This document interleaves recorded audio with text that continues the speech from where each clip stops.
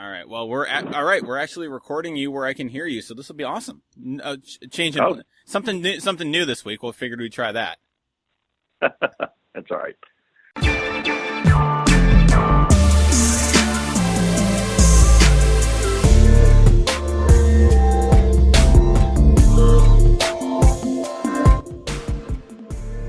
Every writer knows that the best conversations about writing don't happen in classrooms or symposia or any other fancy artisanal setting. They happen at the bar, usually after deadline. That's the vibe we're going for here. This is The Other 51. I'm Dr. Brian Moritz. This week's guest is Bucky Gleason from Buffalo Maven.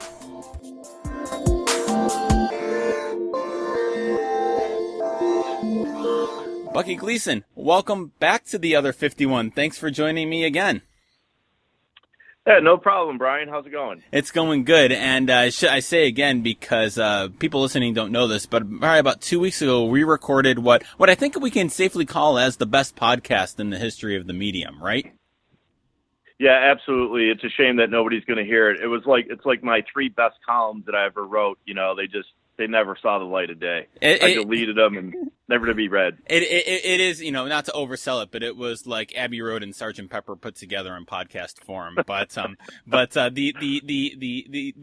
when I played it for somebody and they said it was unintelligible audio, I knew we had screwed up. So I'm glad you're back to do a kind of a makeup, kind of a doubleheader, a rain delay doubleheader, so to speak.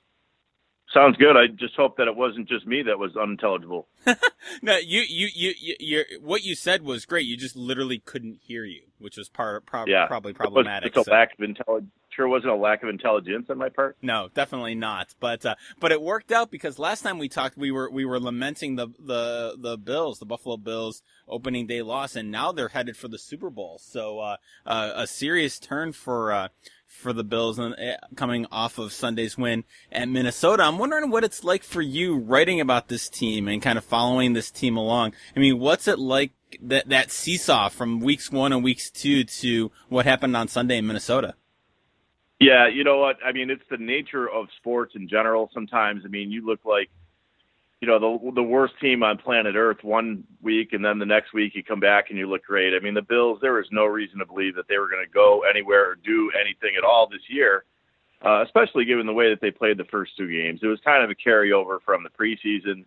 And then, you know, you come out, you lose 47-3 to the Ravens, and you can't figure out who the quarterback is. You got a choice between a guy that won the job in training camp and whether or not he deserved to have the job, and then the young, hot rookie who was unproven and really had not played all that well in the preseason, certainly not well enough to earn that job. So, you know, you look at that game and the Chargers come back and they make it look easy. They score 28 points in the first half and they're just going to roll, and it's kind of an embarrassment. So you're going to a game like Minnesota, and the Vikings, you know, by all accounts, including my own, you know, really had high expectations for them going into the season. Now, some people were calling them a Super Bowl team, and, you know, I certainly thought that they were a playoff team or go deep into the playoffs. So you're expecting yet another blowout. You have Josh Allen making his first road start of his NFL career, and he's going into a place that's passionate about football. It's going to be really loud, and, of course, what happens in sports, it's the total opposite. Right. You know, the Bills, they score in the first series, and the place quiets down. The defense, which had been absolutely awful for the first 2 games, you know, goes to Minnesota and starts dominating, and they force fumbles, and the next thing you know, it's 17-0, and then it's 27-0, and everybody's looking at each other like, you know, what the hell just happened here? Right. You know, I was as surprised as anybody else. You can't figure this league out sometimes. What's this team like to cover so far for you? Well, I've been covering it from afar. Okay. You know, a lot of these guys, I know and have been around, you know, from last year. But I have not seen much of them this year at all, other than the way that a lot of people are seeing them. The Bills did not give us credentials. Oh, okay. So for this season. So, you know, we have the radio show on 1270 The Fan, and, you know, we asked for credentials. They were declined, I guess, because we missed a deadline. I don't know exactly. But you'd have to ask them. We're as confused as anybody else. But I know the request went in before the season started. May have been after the deadline. You know, it doesn't take that much to give us a credential. And we're also working for, you know, this website called the Buffalo Maven, which has done very, very well. Both have done very, very well. We're really happy with both things. And, the Buffalo Maven was not accredited for credentials. So here we are looking at it like everybody else is from the outside in, but having inside knowledge. So it's a little bit of a different perspective.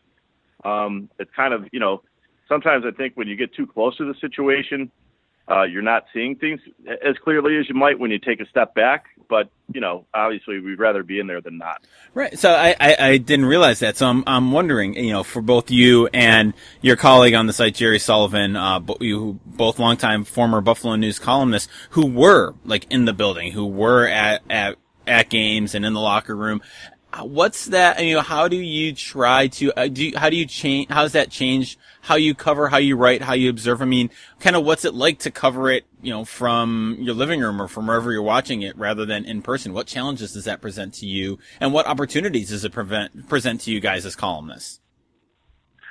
Well, I mean, as a columnist, you're always looking at things in a slightly different way, anyway, right? So you're not in there, you're not on the beat, you're not sitting there, trying to find out the latest on injuries, and you're not, spending a lot of time on that. What you are doing is that you're taking a look at the big picture. And, even when you are looking at the TV, you can still understand what the big picture is. You understand Buffalo, you understand the Bills.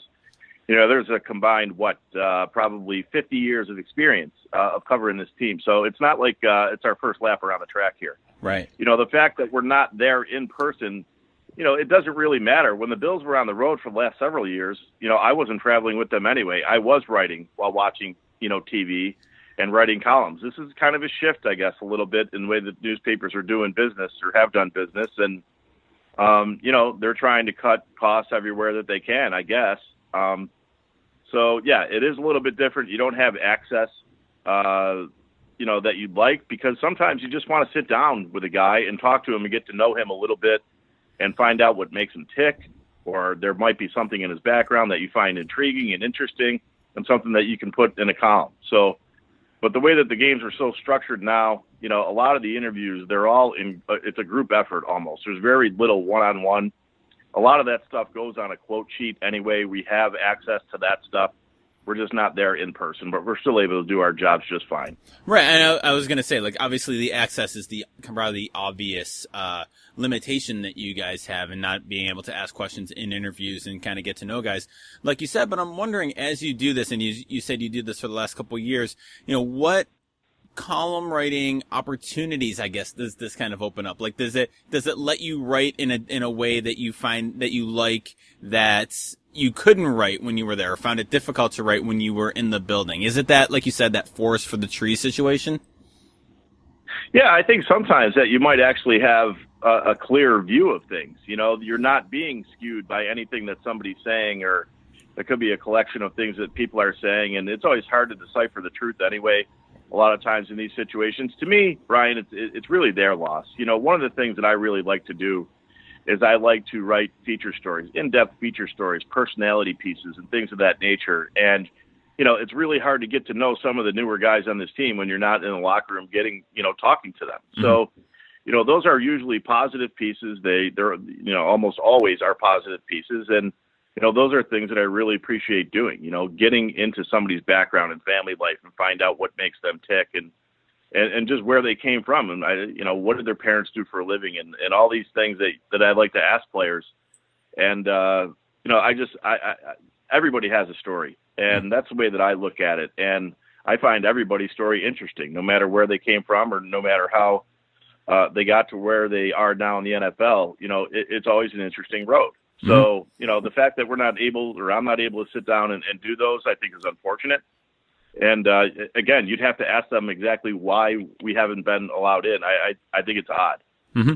So I'm kind of playing off of that and speaking. You can speak both bit wide angle, and you can kind of maybe pick an individual player for this question. But what are the interesting stories about this year's Buffalo Bills team that you're seeing after 3 games?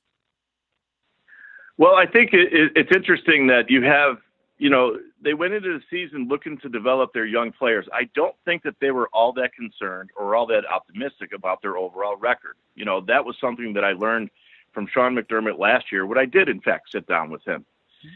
And he explained to me that, look, the word that he used was warts. This team has a lot of warts, is what he was saying. And what he was doing was trying to get his message to me and therefore out to the public that, this was going to be, they're going to take a step back this year in their record. They understood that they had to continue to retool their roster and address some of the flaws that they thought they had in personnel. So I don't think that they had really high expectations record-wise, and I think that they understood that they were going to go after a quarterback, and it was going to be somewhat of a development year. At that time, they didn't know that they were going to get Josh Allen. They didn't even know that they were going to get the 7th pick overall, for that matter, let alone, Tremaine Edmonds, the middle linebacker, who's such a young, great prospect at number 16. So, those guys weren't in place. And once they did draft them, I think they really started to think, look, if they can get through this season, with a competitive record, or even if they go 0-16, but those two players develop, then, they're going to be in good shape. You could call that a success on a certain level because they were able to get, all the wrinkles out of the quarterback, or at least get him through one season in the NFL, and he can adjust to the game and read defenses and have all that practice time and whatever. And the same thing for Edmonds, who's really the quarterback of the defense. He would have a chance to read offenses, to see what tendencies are, from team to team and what players like to do, and also adjust to the speed of the game. The NFL is a thinking man's game, and yet, when you're playing it, you almost can't think, right? Mm-hmm. So you have to mold those two things together. And really, a lot of times you see rookies in the NFL, that's what that year is about. Well, if the Bills were going to be about, developing those two players and other young players, then this was going to be a season to do that because they weren't all that concerned about the record anyway.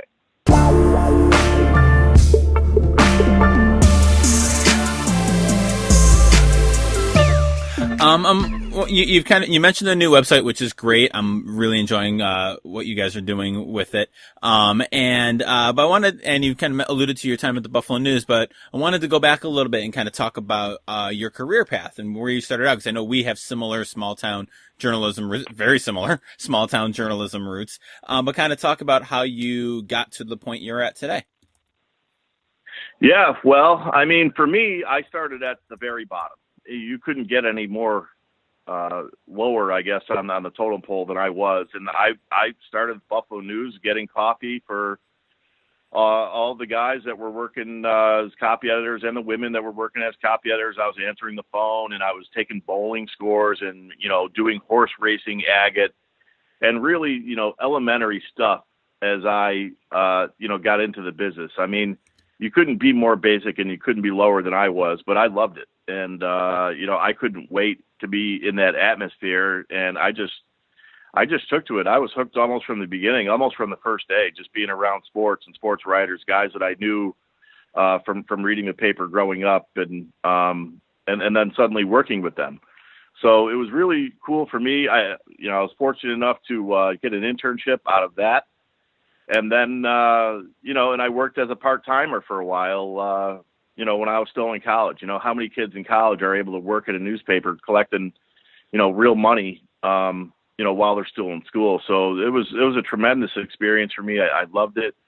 And it really set me off on a path of journalism that, takes me to where I am right now. And, look, I started small. I wasn't good enough to work in the Olean Times Herald main office, in Olean. I was off in Wellsville collecting notes about, motorcycle deer accidents and, watching over the Wellsville school board and whatever, fights were going on at the local tavern or whatever. I mean, it was really an interesting experience. And then, I was there for a while, and then I went to the Olean Times Herald, and, I was there for I think 6 or 8 months or something like that. And then they had cutbacks. They cut back a third of their newsroom back then. And, you saw a lot of good people walk out the door, and one day I was one of them. So that was really an introduction to, just how tough this business can be at times. Mm-hmm. I was fortunate enough, I think I had a job. I don't know if it was the next day or the next week, but, the Niagara Gazette called and gave me a job. This happened, I believe, in the late spring or early summer. And then I was working for the Niagara Gazette very short time after that, a couple of days a week. And then, I was there for a little while, and then I hooked on with the AP as a temporary employee, and that really is what turned things for me. Mm-hmm. I was in a situation there with the Associated Press where, you had to write every day, and you had to cover all kinds of different things. It could be general news, it could be sports, and I was a general news guy. I covered politics in Albany and Harrisburg, Pennsylvania, and then I moved to Philadelphia and really was doing a lot of news reporting there, which I think really contributed to my career. At some point, they needed a sports guy. I knew a lot about sports, and so I started to do a little bit more sports writing. And then, of course, fortunately for me, there was an opening in Buffalo, my hometown, a place that I knew better than anybody else in our company, and I understood sports and the history of Buffalo sports, and it was a perfect match for me. So, it was an outstanding experience working for the AP. I would not have traded that for anything, but it was hard work. And while I was there, our office was located right in the Buffalo News building. It's not there anymore, but at the time, I was about literally like maybe 7 or 8, 10 feet from the sports department, that door. Mm-hmm. And there was a point where, I was doing a good job covering hockey. They were looking for a hockey writer. And I literally picked up my stuff. I mean, kids say literally these days, and they don't understand the word literally. But I literally picked up my stuff and took probably 15 steps and put it down at a different desk in the same building, and I was working for an entirely different company. So that was, it was interesting. And next thing you know, I'm covering a team going to the Stanley Cup Finals. It was an awesome experience. And so, and then you obviously became a columnist at the News, and I'm wondering, and we talked about this in that great forgotten episode of 2 weeks ago, but that transition from being an AP writer that's very straight down the line, and you said you did a lot of news reporting, kind of a lot of, kind of straight traditional inverted pyramid journalism, to move into a situation where you're writing more columns and doing more opinion pieces.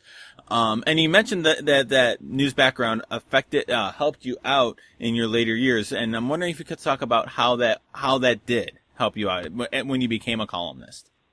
Yeah, I think that it's really important to become a reporter first and understand that, you have to have the information in order to be a good columnist. You don't just pop off without having those opinions. They're all based on reporting. It's not, we rolled out of bed one day and said, hey, I think I'll write something nice about this guy or something negative about this guy. It's all based on reporting. And I think if you're a good reporter first, it's really going to help you as a columnist. It is a different form of writing, that's for sure. Mm-hmm. But it's not to say that, you don't develop opinions when you are working for a place like the Associated Press, or you are on the beat, covering the Sabres. And we had a world-class Hall of Fame columnist, Jim Kelley, that I was learning from. I mean, we were one hell of a team. And I was kind of, on the beat and collecting all the details and doing all those things. But it wasn't like I wasn't forming opinions about the team that I was covering. You do. Mm-hmm. I just think that you evolve as both, you gain perspective as you get older. You evolve as a writer. And I think when you have perspective and you become a better writer and you're a good reporter, then you have the makings of what could be a good columnist. Mm-hmm. Jim Kelley, I mean, he is... and you said Hall of Famer in literal and every other sense. I mean, to be able to read him growing up like you did, it's one of those things you don't realize how good we had it in Buffalo with him as the hockey columnist. And I'll never forget, he gave me the piece of column writing advice that I still say to every column writing class I do that I teach now, and it's don't write what you think, write what you know. And I just that's left such a mark on me. I think I had asked him about the incident when Dominik Hasek came after him and ripped his shirt. I forget the exact details. It was about the Ted Nolan Hasek feud back in the late 90s. I remember the details. Okay, because I was the one breaking up the skirmish. Jason Daw and I will forever be linked in that, because Dominik Hasek went after Jim, and I was walking right next to Jim, and Jason Daw and I grabbed Dominik Hasek together and kind of steered him, I guess would be one way to put it, toward one of the exits. And, he was making a huge mistake. You don't want to see something like that happen. But yeah, look, what Jim Kelley, he was right about that. And Dominik Hasek later apologized to me in an effort to get it to him that, it was one of the biggest mistakes of his career, if not the biggest mistake of his career, that he was wrong. He was wrong to approach it that way. And the fact of the matter was that Jim was dead on. His reporting was dead on. Right. And, there were guys in there that were questioning whether or not he was injured. His own teammates, they were not happy with him. There was a story that came out later, it was about Matthew Barnaby and Brad May. And the question was which one of those guys, was going to get to him first, because they were so upset with him and not being willing to play. And Dominik Hasek was an interesting guy. And, he was one of those athletes, and there are some out there, just an absolute brilliant player. He was the absolute best practice person I've ever been around, which explains his greatness.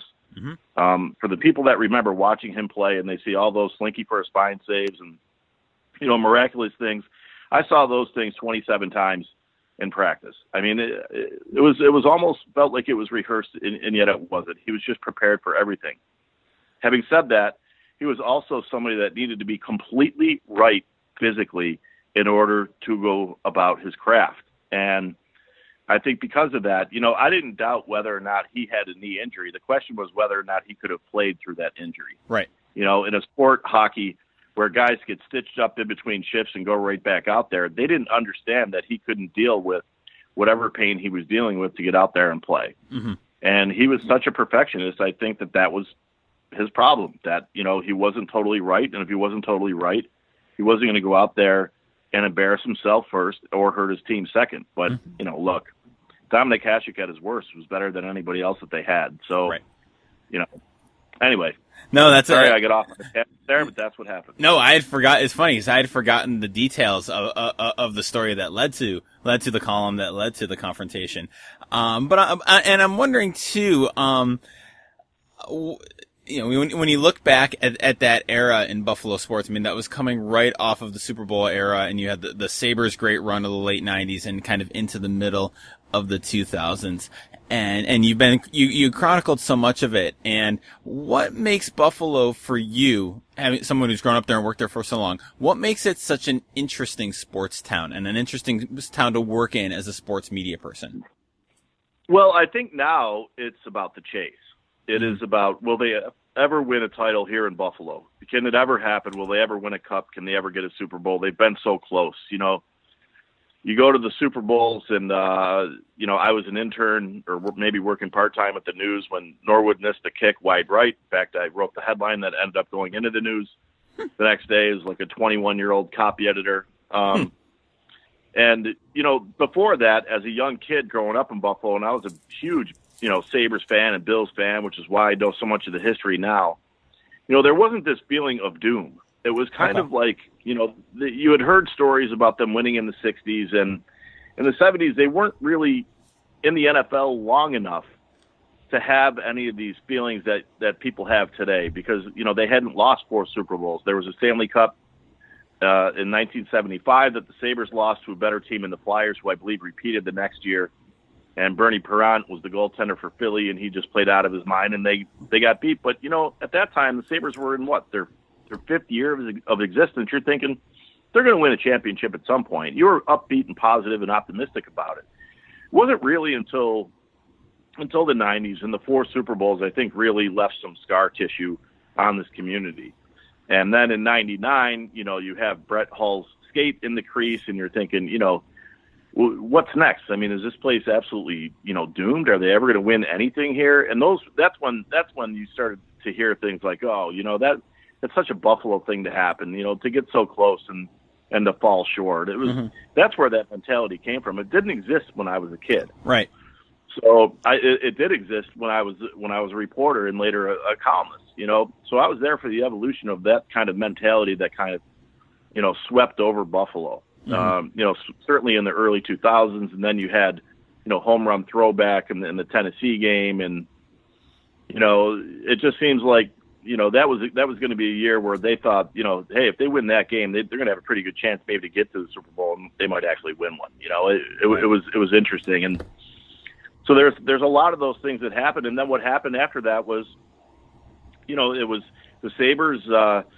Hasek got traded to Detroit, and the Sabres went down in the standings, and then, the Bills, that's what started their whole 17-year playoff drought. I mean, you didn't know it at the time that it was going to last that long. If you would have told me that, they were going to go the next 17 years without making the playoffs, I wouldn't have believed you. I mean, I probably would have, changed careers or something. I don't know.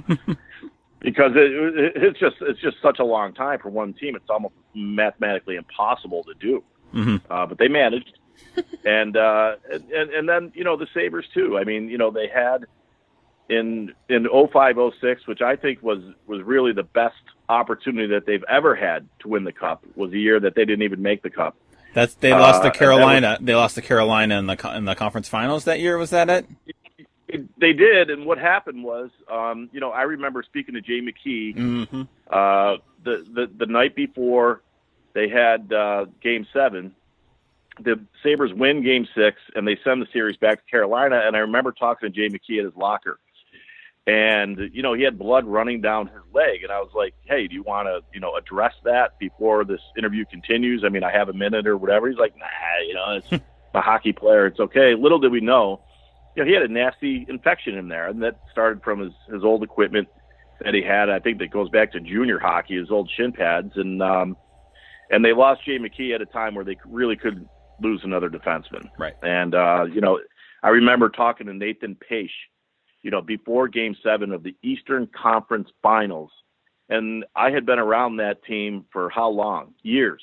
Mm-hmm. We're now on 6-7 years. I was a columnist covering the team at the time, and it was the very first time that I ever even met Nathan Pache. I didn't even know who he was. I knew very little about him. And in that game against Carolina, I still remember Rod Brindamore scoring, and I remember Brian Campbell, taking a penalty and accidentally flipping the puck into the crowd, and I remember the puck being in Rory Fitzpatrick's feet, and I could almost hear Buffalo screaming at Rory Fitzpatrick, "It's in your feet, it's in your feet."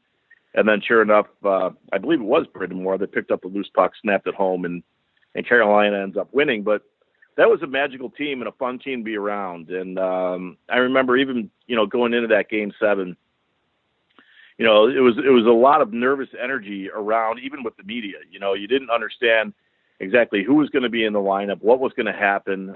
Were they going to let this season get away from them after they got this far? And before that, you had Jason Pominville beating Ottawa with a shorthanded goal.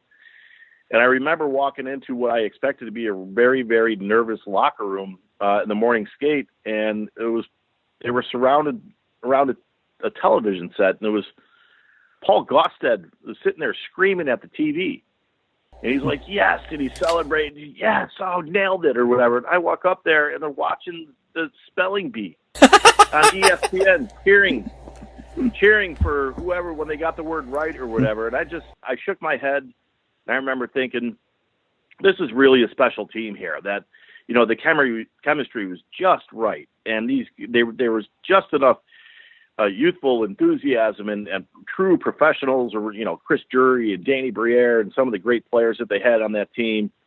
And I remember thinking, man, oh man, if this thing ends tonight, what a shame it's going to be, because they're the better team. They're better than Carolina, and what happened? Carolina ends up beating them, and Carolina ends up winning the Cup.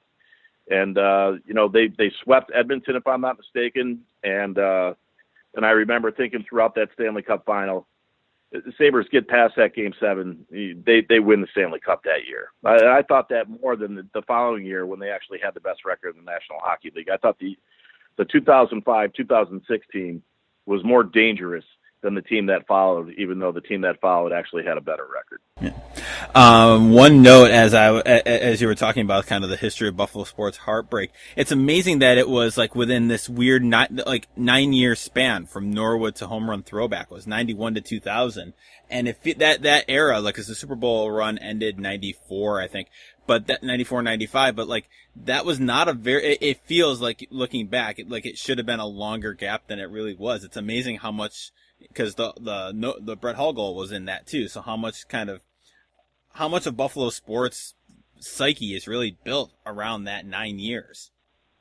Yeah, it's true. And you know what? I want to correct my age. I guess I would have been 23 when I was working part-time. So not a 21-year-old kid. Anyway, You're right. I mean, it was one hell of a decade. It was very interesting. They had both teams going on at once.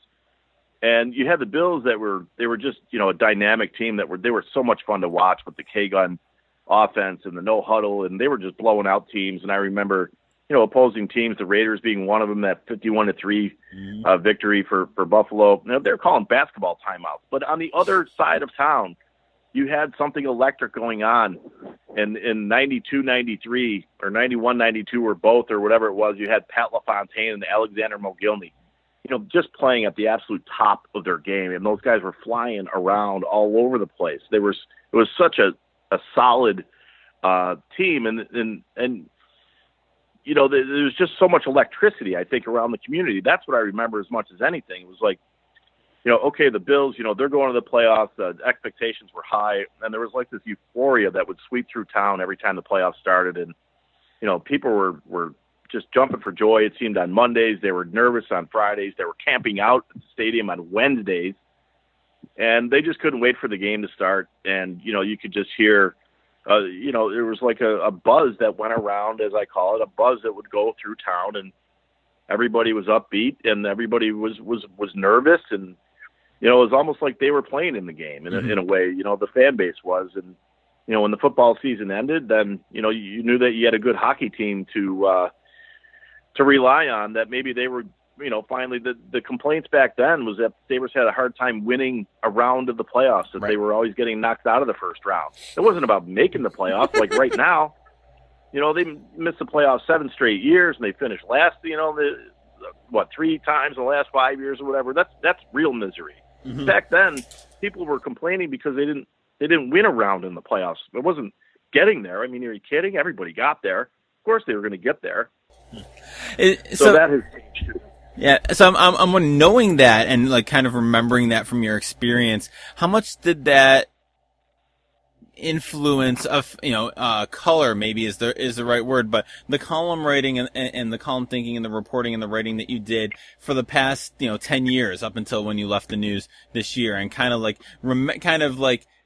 juxtaposing eras of when there was all this electricity around the teams to the past 10 years where they're really, not only have the teams been kind of terrible, but there's been just no real there for a lot of these teams. So how much does that kind of influence your column writing and the way you kind of approach and look at things? I think that I was the ideal, or, there are other people, I guess, that could have been doing what I was doing, but I was a good person to be writing those columns because not only did I know it just from years of experience in journalism, I felt it as a young person growing up in Buffalo. I knew the difference between the two. I remember what good football looked like. Mm-hmm. I saw and felt the exciting times that came with hockey, and when that kind of disappeared, then it was my job to, I think, reflect that. It was to explain to people that, hey, once upon a time, the standards were a lot higher around here, and they should be held to a similar standard. There did come a point where I think that people, without accepting losing, they kind of became comfortable with losing, and it was okay. And, as a columnist, I didn't think that should ever be okay, that all these teams should be held to the highest standard, and when they failed to meet them, that they were leaving their fans short. These people were paying good money to go to these games. They had supported them all these years. And I think that the fans deserve more. And I thought that they deserve more from their teams and their owners and their management. And it was important for me to reflect that. I just thought that the standard should be held to a higher standard. And I thought that part of my role was to explain to people, look, these guys, they should be better.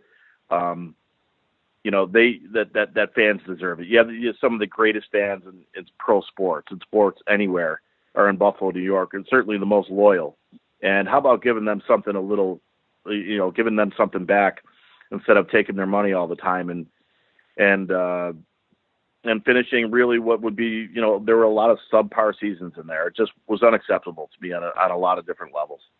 It kind of gets into, we've talked about this in the past, and people can read about, in various places about when you left the news in May, but that kind of plays into it, I think, because, what their vision for what a sports section should look like. And, it's challenging, I think, for everybody, people who run newspapers and columnists and people who write for it, in that I think a lot of times you're very reliant upon readership, whether it's clicks, whether it's subscription model, however you make money, and that's that's like literally my job is figuring that stuff out.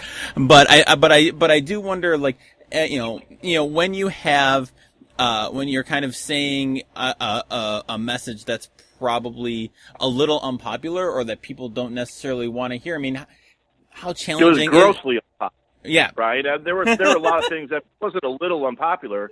There are a lot of things that I was writing that were grossly unpopular. Okay. But they were true. Okay. And I mean, that's what, I think I know where you're going, and I'm sorry for interrupting. No, I mean, you're please trying do. to balance, the idea of, are you giving people what they want to read? Well, if they want to read, happy, bunnies and deer in the woods and everything's cool, then you might want to, start reading a sports section from a town that's won a lot of games. I remember in 2005 and 2006 and 2007, people were accusing me of being a homer, that I was too much of a cheerleader. When really what I was doing was I was writing what I was seeing. It goes back to, similar to what Jim Kelley said. You write what you know. You know what I mean? Not what you think. And to me, I have a different variation of that, but it's basically the same thing. And that is, I write what I see. Mm-hmm. And I think in order to stay true to myself, in order to stay true to my profession, then that's what you have to do. I'm not going to sit there and write things that to make people feel better. That's not my job, one. Mm-hmm. And two, I wouldn't want anybody that I respect to come up to me saying, come on, I mean, you know that. You know what the truth is. Why are you doing this? I mean, you're going to now come off like a cheerleader when we all can see. People in Buffalo, they don't need to be lied to. They're too smart. They don't have to be coddled. They don't need anything to be softened. They're watching the games too. And, if you're going to get caught up in some social media mob because people are unhappy and they want to wail at you on social media, by all means, go ahead. It doesn't bother me at all. But it's not going to affect the way that I approach my job, and I'm never going to buckle from that. Now, if that might be unpopular, well, it's unpopular when the teams are bad. It's not my fault that the teams are bad.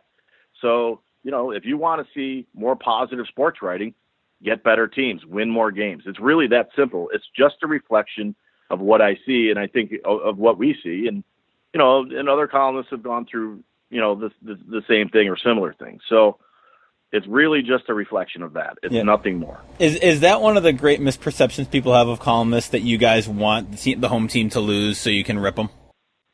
I don't know what people think. I mean, I never thought that way when I looked at other columnists. I just thought that, you get paid to have your opinions, and part of what I was supposed to do was bring perspective and opinion and facts that are based on facts and reporting and insight. And, I was doing those things. So I never sat there and judged other columnists, not when I was growing up, and certainly not when I got into this business. I mean, I respect those guys because I understand how hard the job is. And, there's only one way to do it in my book. And look, I don't want to get on a high horse about all this stuff, but there is a level of, I need to look in the mirror and be able to say that, I went about this job the right way.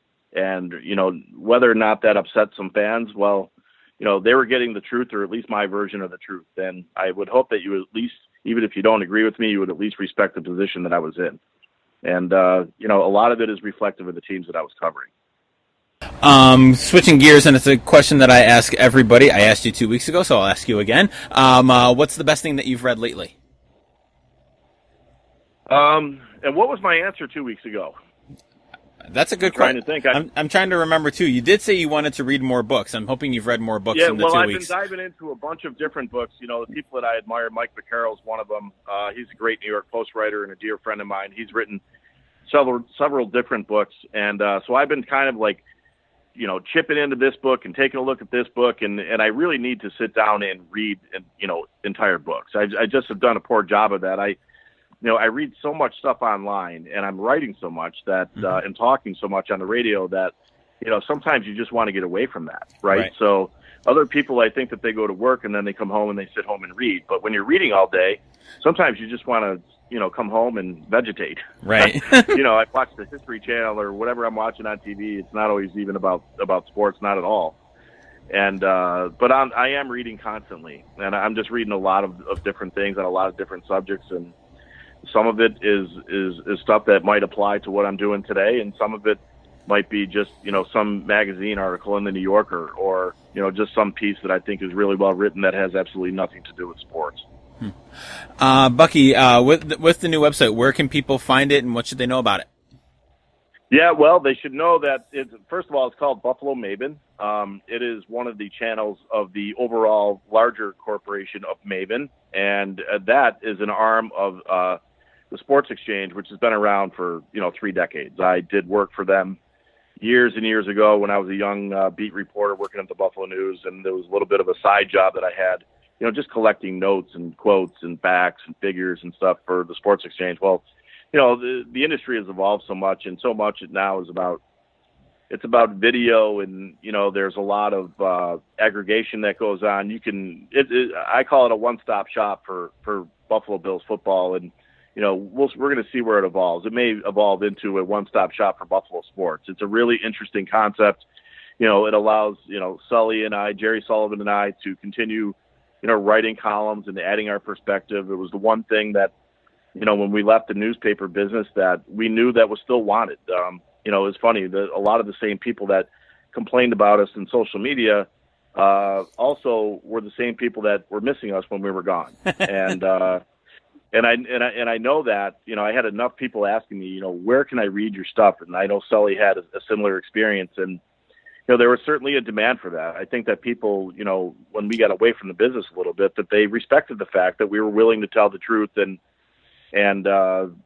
even when sometimes it wasn't the most popular thing in town, at least they knew what they were going to get from us. And I don't know that you can say that about everybody in our industry these days. And I'm not just talking about Buffalo. I'm talking about newspapers in general that have kind of buckled to teams and to access and to other things. And I'm sorry for getting off on a tangent, but the Buffalo Maven, it allows us to do those things, and it allows us to make the most use of a lot of different mediums at the same time. It might be video that we're grabbing ourselves, or we're jumping on YouTube and giving people something to watch.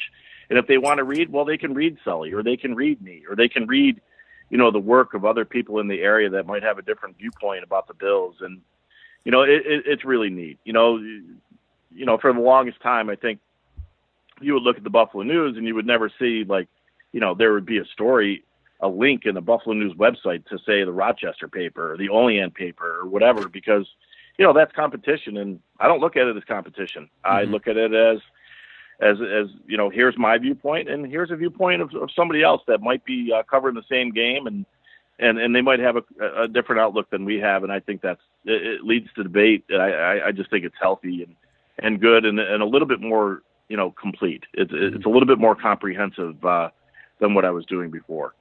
Awesome. Well, best of luck to the site. I'm enjoying it, and thanks for joining me for a second time. Thanks, Brian. Yeah, it was my pleasure. Just want to make sure that everybody's listening to 1270 The Fan, too. We have our radio show from 9 until noon. On weekdays, we are having an absolute blast in that forum, too. It's a lot of fun, and again, it's what we're saying is, listen, it's straight talk. We're not giving people, we're not paid by a rights holder. We're not working for a rights holder, and you don't have to have any kind of filtered opinions. You can just come to us if you're looking to get it straight. So we take pride in that. We're going to continue to do that, and I hope that people respect it. So far, so good. Both things have done very, very well.